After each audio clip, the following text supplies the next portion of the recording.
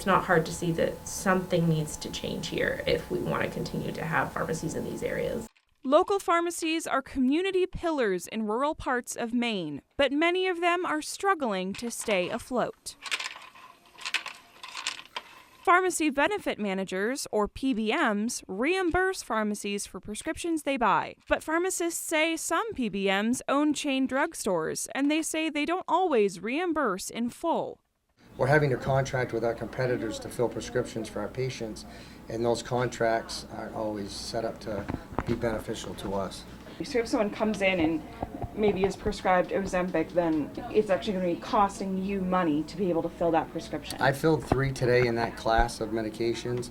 One was a $150 loss, one was a $58 loss, and one was a $47 loss. Now that's just 3 patients out of 500 I'm going to see today. Right now, there's more and more that are losing significant amounts of money. What other business would be faced with being locked into contracts that tell you you have to dispense something for less than $100 than what you paid for it?